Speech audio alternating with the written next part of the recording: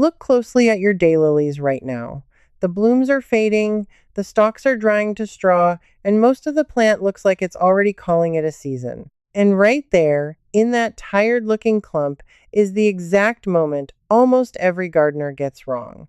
Here's the truth. I wish someone had leaned over the fence and told me 20 years ago what you do for your daylilies in these few short weeks, right after the flowers fade, decides how they bloom next summer, not in spring. Now. Most people wait until spring to fuss over them, and by then the window has quietly shut, and the plant already made its decision. I found this out the hard way. I still remember a stand of golden daylilies I planted along my back path the year we moved in, and for 3 summers they were glorious. Then one August I got busy, left them alone, cut nothing, fed nothing, and the next June I got half the flowers in a clump that looked sulky and crowded. I thought I'd done nothing wrong. That was the problem. I'd done nothing at all right when they needed me most. So stay with me, because I'm going to show you the one overlooked step that the American Daylily Society and the old hybridizers understood 100 years ago, back when a man named Arlo Burdett Stout was breeding these plants at the New York Botanical Garden in the 1920s. This isn't just for new plants. If you have a daylily you've grown and loved for years, an old faithful clump that's slowly giving you fewer flowers, this is especially for you. Let me show you what it needs and why now is the only time it truly works. Let's start with the thing sitting in your garden this very minute, because it's the mistake I made and never even noticed.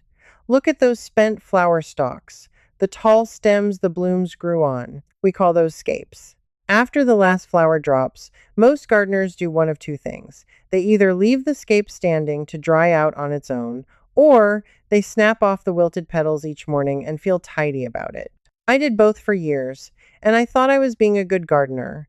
But here's what's really happening while you leave that scape alone. Every daylily flower that you don't remove is trying to do the one thing the plant most wants to do, which is make seed. Down at the base of each faded bloom, a little green pod starts to swell. That pod is a seed capsule, and filling it with seed is the single most expensive job a daylily takes on all year. It pours sugar, energy, and stored strength up that scape and into those pods. And every ounce of that energy is energy stolen from the crown and the roots, the very parts that carry your plant through winter and set up next year's flowers. This is exactly why the Daylily Societies and university extension programs, from Clemson down south to the horticulture folks up north, all say the same quiet thing that never makes the headlines: remove the whole scape after blooming, not just the petals. The entire flower stalk, cut right down low, within an inch or two of the foliage, so the plant stops feeding those seed pods and sends that strength back down into the crown where it belongs. When you snap a spent scape at the base and it comes away with a clean, juicy break, that's the plant telling you it was ready to let go. So this weekend, walk your beds and cut every bare, finished scape down to the base. Leave the strappy green leaves standing, because those leaves are still working, still feeding the roots through late summer.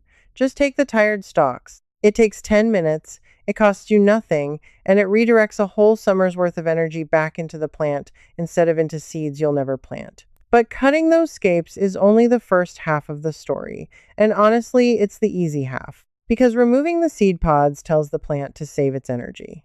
What comes next tells the plant where to spend it. And this is where the timing gets so tight that most gardeners miss it completely. Here's the part that surprised me most when I finally understood it. Daylilies do not build next year's flower show in spring.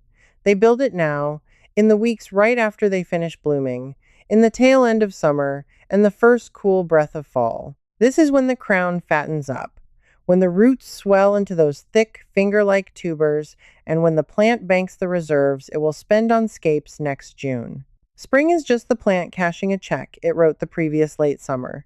That's why spring feeding, which is what most of us were taught to do, is almost always too late to change anything about the coming bloom. By spring, the plant has already decided how strong it will be. If you want a fuller flush of flowers next year, you feed the plant while it's still awake and building, which is right now. But here's where I have to stop you, because this is where good gardeners hurt their daylilies with kindness. Do not reach for a high nitrogen lawn fertilizer, and do not pile it on. Too much nitrogen this time of year gives you a fountain of soft green leaves and almost no flowers, and worse, That soft late growth can rot in winter wet. What the plant wants now is a gentle, balanced feed. Something low and even, leaning toward the middle and last numbers on the bag. The phosphorus and potassium that build roots and crowns rather than leaves. I use a light handful of a balanced granular feed worked gently into the soil around each clump, kept a few inches off the crown itself, and then watered in. A scattering of bone meal helps too, because that slow phosphorus feeds the roots for months. You want to do this about 4 to 6 weeks after the plant finishes its main bloom, while the leaves are still green and actively working. That green foliage is a solar panel, and you're giving it fuel to charge the battery before the plant goes dark for winter. Compost works beautifully here as well. A 1-inch layer of finished compost spread around the base, not heaped on the crown, feeds slowly and steadily and improves the soil at the same time. My grandmother never owned a bag of fertilizer in her life, and her daylilies bloomed like a sunset because every August she top-dressed them with compost from the pile behind the shed. She was doing exactly what the science now confirms, feeding the crown in late summer when it counts. So now you've saved the plant's energy by cutting the scapes, and you've fed the crown at the exact right moment to bank it. For a young, healthy daylily, that alone will give you a noticeably better show next year. But what if your plant isn't young and healthy? What if it's one of those old, tired clumps that used to flower beautifully and now just doesn't, no matter what you do? Because that's a completely different problem, and it needs a completely different fix. Let me talk directly to you now, because I know a lot of you have exactly this plant in your garden. It's the daylily you've had for 8, 10, maybe 15 years. It's a big, dense mound of leaves, wider than it's ever been, and yet every summer it gives you fewer and fewer flowers. Maybe this year it barely bloomed at all, mostly around the edges, hollow and shy in the middle. You've fed it, you've watered it, you've been patient, and it's still fading on you. I want you to know it isn't your fault and that plant is not finished. It's just crowded, and crowding is something you can fix, but only in this narrow window, and only if you act now. Here's what's happening underground. A daylily grows by making new fans, little offsets of leaves, each one with its own set of roots. Year after year, those fans multiply, packing tighter and tighter around the center until the plant is literally competing with itself for water, nutrients, and room. The middle of the clump chokes and stops blooming, which is why you see flowers only around the rim. Once a clump gets that congested, no amount of feeding will save it, because there's simply no space left for the energy to go. The plant is root-bound in the open ground. The answer is division, and the reason I'm telling you now instead of in spring is that late summer to early fall is the very best time to do it. Extension horticulturists across the country recommend lifting and dividing daylilies about 4 to 6 weeks after they finish blooming, which for most of us lands right now. Do it now and the roots have warm soil and enough weeks to settle in and grip before the ground goes cold. Wait until late fall and they won't root in time, and frost will heave them right out of the ground over winter. Here's exactly how I do it, and it's far less scary than it sounds. I take a garden fork, not a spade, and I dig all the way around the clump, a good hand's width out from the leaves, working the fork underneath and gently prying the whole mass up out of the ground. I shake and wash off enough soil that I can see the individual fans and the crowns where the leaves meet the roots. Then I tease the clump apart. Sometimes it pulls apart in my hands. For the really old, woody centers, I'll slice down through it with a clean, sharp knife, or work 2 forks back to back to lever it open. Each new piece should have at least 2 or 3 fans of leaves and a healthy chunk of root attached. Throw away the tired, hollow, dead center if there is one, because that part is spent. Then, and this matters, trim the leaves down. Cut the foliage back to a fan about 6 inches tall, straight across or in a shallow V. I know it feels brutal to chop that green back, but the plant has just lost part of its roots to division. And trimming the top means the small roots you left don't have to support a huge head of leaves while they reestablish. It always looks better within weeks. Replant your divisions right away, water them in well, and keep them watered for the next few weeks like you would any new planting. One tired, non-blooming clump can give you 5, 6, even 8 strong new plants, and every one of them will bloom better next summer than the crowded parent did this year. Think about how many times you've stood over a tired clump like that, snips in hand, wondering if you're about to save the plant or finish it off. second guessing the depth, the timing, the feeding, all at once. That guessing is exactly what the complete bloom system puts to rest.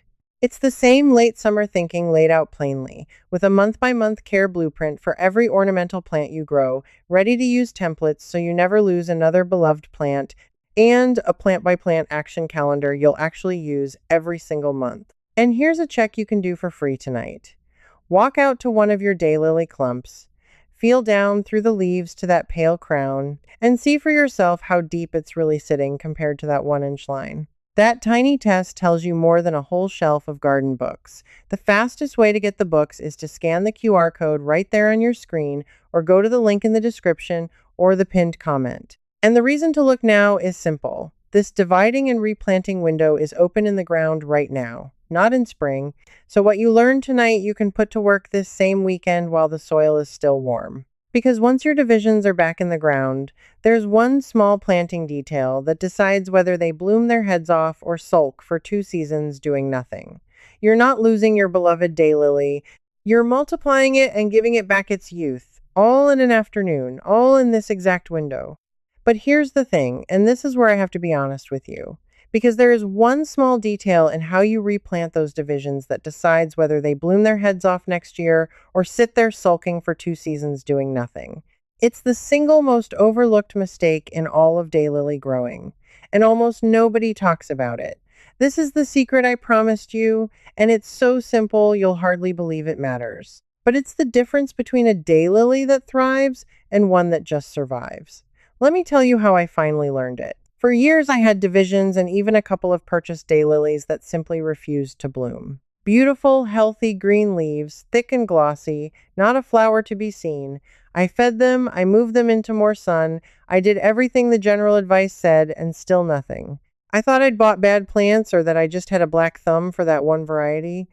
It made no sense, and it made me a little crazy.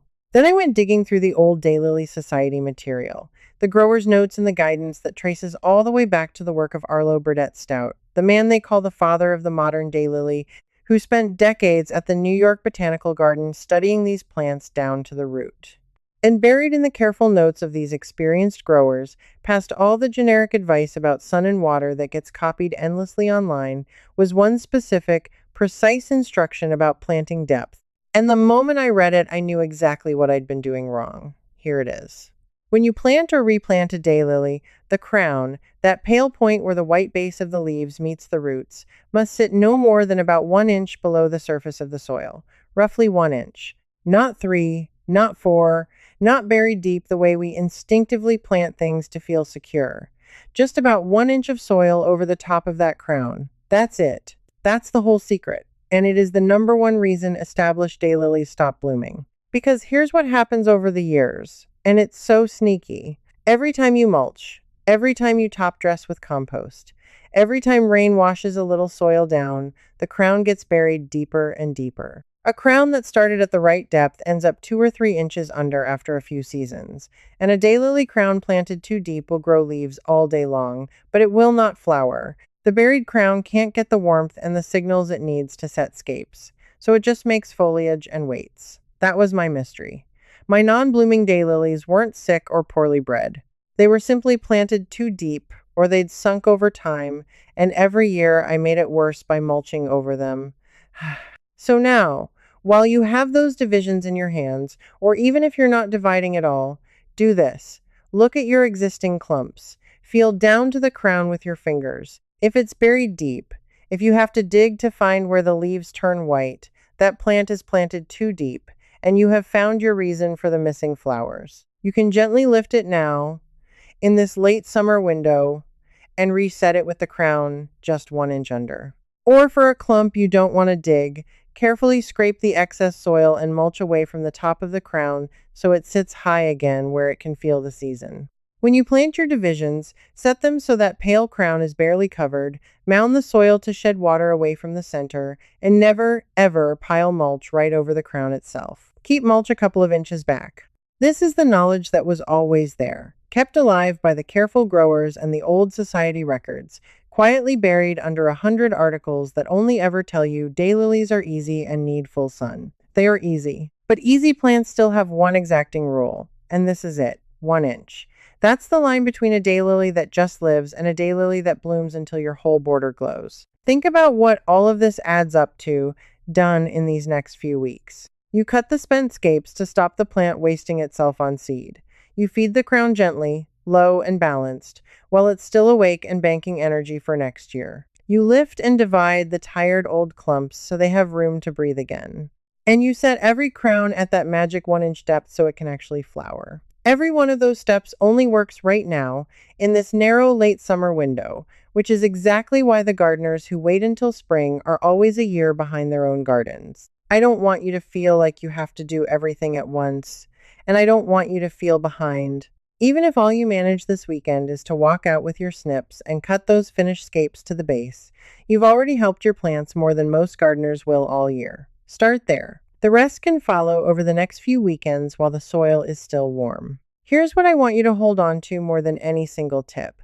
That daylily you love, the one that's given you years of sunrises in flower form, is not asking for much. It's asking for 10 minutes of attention at the right moment, and the right moment is now. You are not the kind of gardener who lets a plant they've nurtured for years quietly fade because nobody told them the timing. You're the kind who leans in close, learns the one thing that matters, and gives back to the plant that's given you so much. So tell me something, and I really do read these. Which daylily are you going to treat first? The crowded old clump that stopped blooming, or a healthy one you just want to push even further next year? And how deep do you think yours have been sitting all this time? Leave me a comment right now and let me know, and tell me where in the world you're gardening from, because I love picturing all these borders coming back to life in different corners of the country. Don't just think it. Actually type it out for me. It helps me more than you know.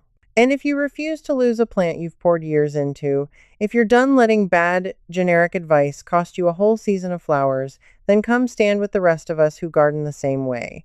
Stay close, because the next thing I want to show you is what to do for these same daylilies right before the first hard frost, the one fall step that protects the crown all winter and decides whether they come back strong or come back weak. Most people miss that one too, and I don't want you to be one of them. I'll see you there, out by the fence, hands in the soil, right where the good stuff happens. Because here's the last thing I'll leave you with today. A daylily that's cut back, fed, divided, and set at the right depth this month goes into winter, strong, and strength stored now is bloom you'll see next June. Timing is everything, and the time is right now, this week, while the soil is still warm under your hands and the plant is still awake to listen. Do those few small things, and next summer that border will thank you in a language made entirely of flowers. So that's where we stop, but this is only the first half. Inside the Blooming Garden Circle, I pick up right where this video ends. And if you get stuck, ask me your own question, and I answer you myself, a real person, not a machine. You'll belong among gardeners just like you. Just point your phone's camera at the code on screen. Cancel anytime, one click. I'm Mary, and I'd love to have you. Now that your daylilies are thriving, let's give your coneflowers the same care. In the next video, I'll show you the simple July tricks that keep them blooming strong. It's starting right here.